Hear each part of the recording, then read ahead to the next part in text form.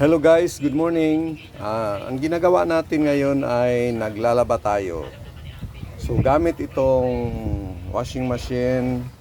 Ito yung model niya. Ito yung ano niya. So madali lang to guys gamitin. Saka hindi na mahirap ngayon maglaba. Dahil high-tech na tayo ngayon eh. Ito. Ito. Buksan ko ha. Yon. Nagbabanlaw na yan eh. Yan, parang ano na yan, dryer. So, ito, lalagyan mo lang ng sabon, saka yung tubig, automatic na yan napapasok dito. Yan. Yun, may dalawang ano dyan, may dalawang pipe, yung isa outlet, yung isa inlet. So yung outlet, lagi lang yung nakalapag kasi automatic na to eh. Yan oh, doon oh.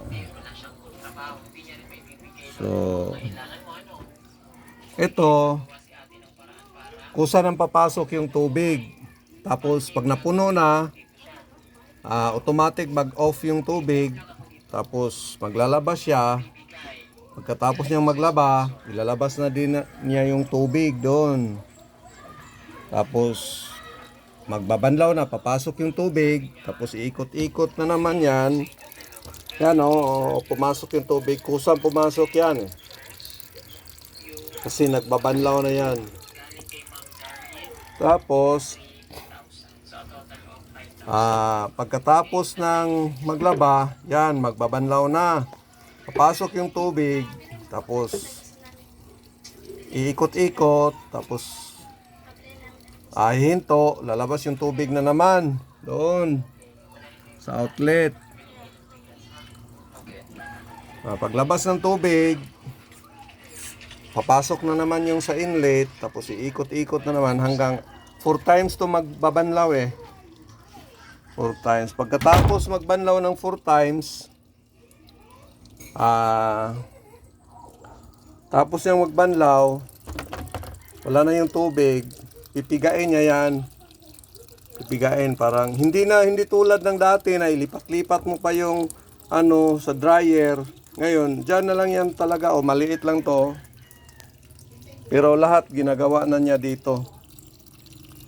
Yan. Yan o, pumapasok yung tubig. Tapos kusang hihinto yan pag napuno na. Hindi na kailangang i-off mo. Kasi kusang hihinto yan eh. Yan. So, hindi na mahirap ngayon maglaba.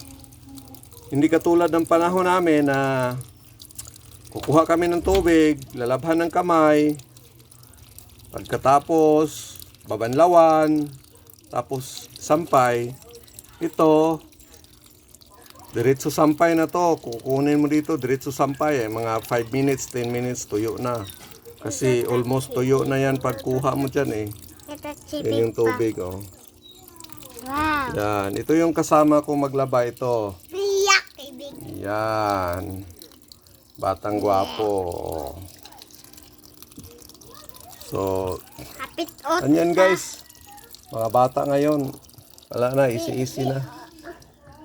Kaya lang, kahit minsan, hindi pa rin, kahit naglaba, pag sampay lang, hindi pa rin hindi pa rin maisampay.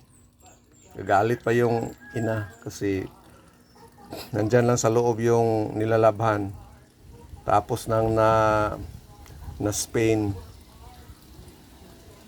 Alright guys, thank you.